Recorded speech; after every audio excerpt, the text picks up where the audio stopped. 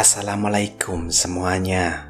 Kali ini saya akan menceritakan sebuah kisah yang sangat memprihatinkan, di mana ada satu keluarga yang melakukan tindakan yang sangat biadab terhadap ART-nya sendiri. Mereka melakukan serangkaian kekerasan fisik sampai membuatnya menderita.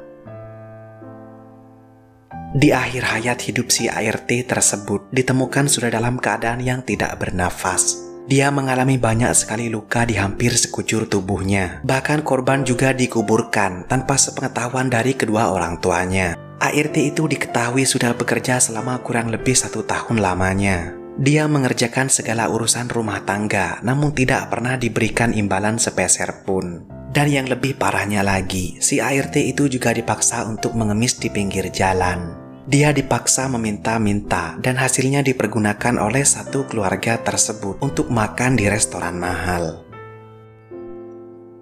Selain itu, si ART juga diberikan target atas uang mengemis tersebut. Bahkan mereka tidak akan memberikan makan dan malah mendapat penyiksaan fisik jika target itu tidak berhasil tercapai. Hingga atas semua hal yang dilakukan oleh satu keluarga yang terdiri dari sepasang suami istri dan 1 orang anak tersebut, si ART itu akhirnya mengalami kondisi mengenaskan dan membuatnya kehilangan nyawa. ART yang malang itu bernama Nyimas Aryani yang berusia sekitar 21 tahun.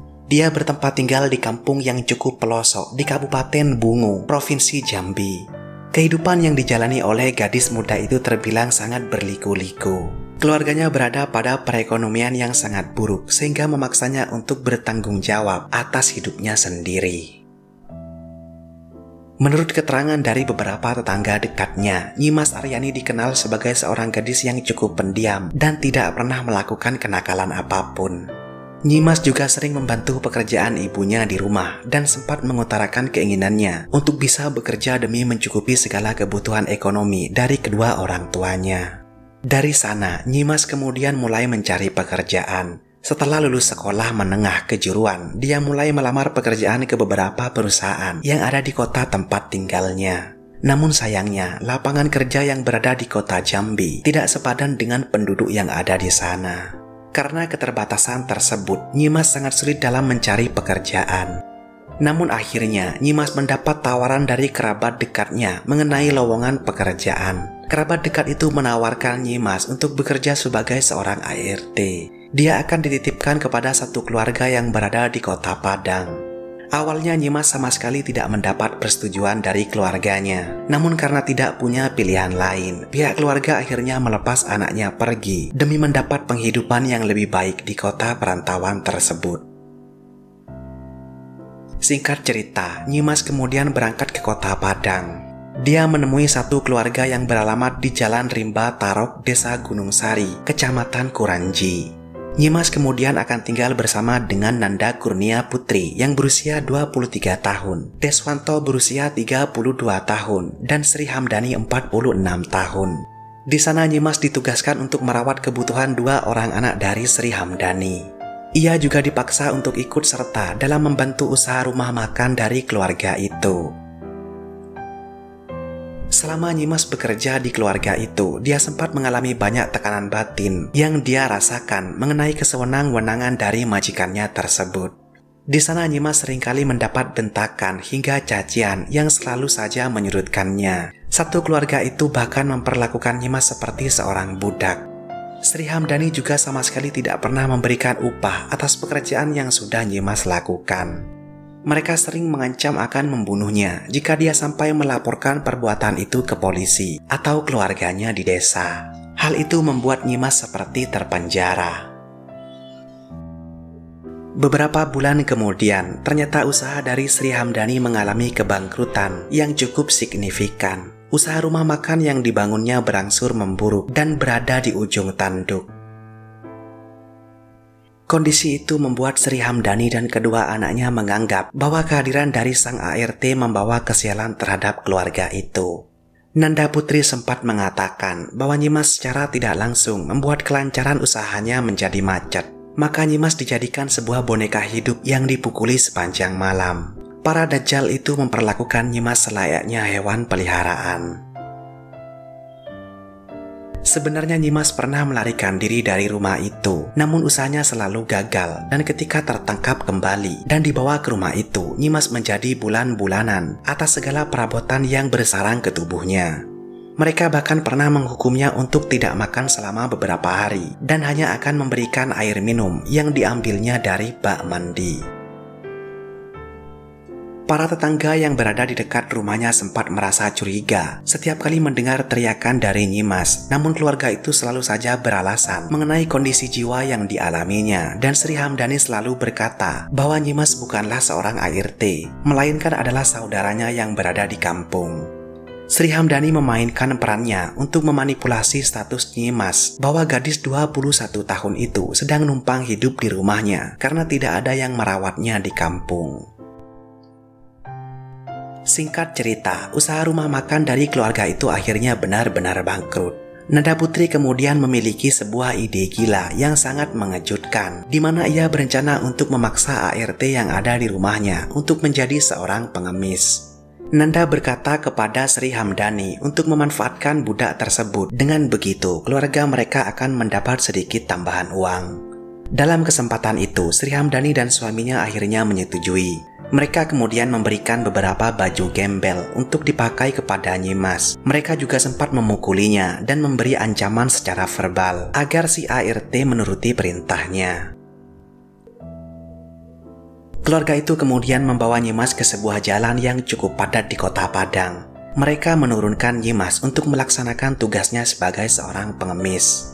Nyimas benar-benar merasa bahwa hidupnya seperti sudah terikat mati untuk keluarga itu. Ketakutannya untuk melawan membuat dia harus terpaksa melakukan semuanya. Nyimas Aryani juga diberikan target senilai kurang lebih Rp300.000 setiap harinya, dan jika dia sampai gagal, maka ia akan disiksa dan tidak akan diberikan makan sampai esok harinya.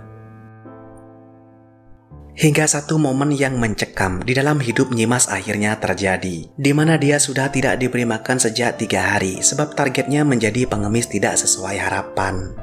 Sri Hamdani bersama kedua orang tuanya juga sering memukulnya dengan sebatang kayu yang besar. Dia juga dimandikan dan digosok dengan kasar dalam keadaan yang tidak berpakaian sama sekali. Atas semua rasa sakit yang dirasakannya itu, tubuh Nyimas sudah tidak kuat lagi. Hingga akhirnya dia menghembuskan nafasnya yang terakhir. Nanda Putri yang awalnya menyadari bahwa sang ART sudah dalam keadaan yang tidak bernyawa, saat itu benar-benar sangat terkejut dan langsung melaporkan kepada ibunya. Satu keluarga tersebut kemudian berdiskusi di ruang tamu mengenai langkah agar jejak kejahatannya bisa disembunyikan. Dan dalam obrolan itu disepakati bahwa mereka tidak akan memberitahukan pihak keluarga korban. Mereka akan menguburkannya di pemakaman umum yang mereka sudah persiapkan. Singkat cerita, para warga kemudian diundang untuk menghadiri acara kematian Nyimas. Mereka berdatangan. Salah satu warga sempat menuturkan bahwa dia merasa ada sesuatu yang janggal terhadap tubuh dari Nyimas. Saat itu dia ikut memandikan jasadnya dan melihat beberapa luka yang berada di sekujur tubuhnya. Dia tidak percaya mengenai keterangan dari Sri Hamdani yang menyebutkan bahwa Nyimas adalah korban kecelakaan sebab luka yang ada tidak menunjukkan hal itu. Warga itu juga mengungkapkan bahwa keluarga dari Sri Hamdani seolah tidak merasa berduka, padahal yang dia ketahui, Nyimas Aryani masih memiliki hubungan keluarga dengan mereka.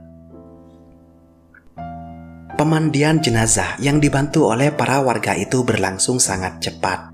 Mereka diminta oleh keluarga Sri Hamdani untuk buru-buru karena jasadnya telah ditunggu di kampung halamannya. Dalam kesempatan itu, keluarga Sri Hamdani beralasan bahwa tubuh Nyimas akan dibawa ke kedua orang tuanya. Padahal dia akan dikuburkan di daerah lain, di tempat pemakaman umum yang telah disiapkan. Setelah selesai memandikan dan mengkafaninya, satu keluarga tersebut kemudian dengan keadaan yang terburu-buru, langsung membawanya pergi menggunakan sebuah mobil keluarga. Tepat pada jam 10 malam, mereka sudah berada di pemakaman umum. Nyimas kemudian dibopong menuju ke liang lahat yang sudah mereka persiapkan sebelumnya. Tubuh Aryani juga sama sekali tidak disolatkan. Mereka benar-benar dikejar waktu agar tidak ada yang curiga dengan perbuatan mereka. Dalam kesaksian tukang penggali kubur yang ada di sana, dia bersaksi bahwa tidak ada satupun yang berdoa setelah kuburan itu sudah tertutup tanah. Secara keseluruhan, hal ini sangat berbeda dengan keluarga yang semestinya ditinggalkan. Dia baru kali ini merasakan kehilangan sedingin itu. Singkat cerita, beberapa hari berikutnya, ayah Nyimas kemudian mendapat kabar atas kepergian dari anaknya. Dari sini, kedua orang tua Nyimas merasa sangat terkejut atas apa yang terjadi.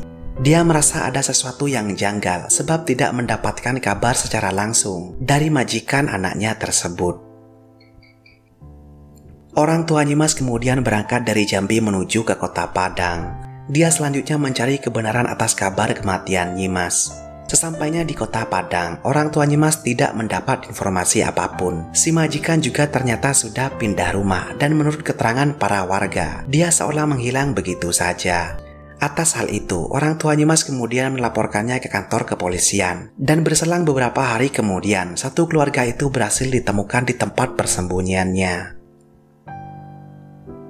Dalam interogasi yang dilakukan, semuanya bersepakat bahwa Nyimas adalah korban kecelakaan dan mereka tidak mengabari kedua orang tuanya untuk menghindari kesedihan keluarga korban. Pihak kepolisian kemudian memutuskan untuk membongkar kembali kuburan Nyimas.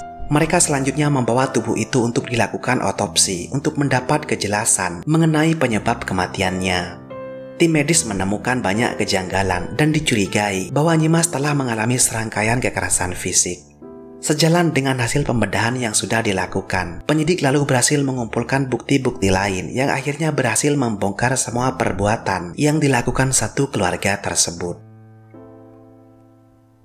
Keluarga biadab itu didakwa bersalah atas menghilangkan nyawa seorang manusia. Ketiga anggota keluarga tersebut kemudian divonis hukuman penjara seumur hidup.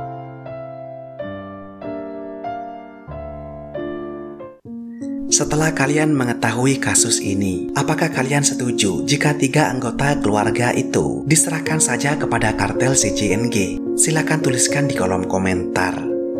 Sampai jumpa di video menarik selanjutnya. Terima kasih sudah menonton.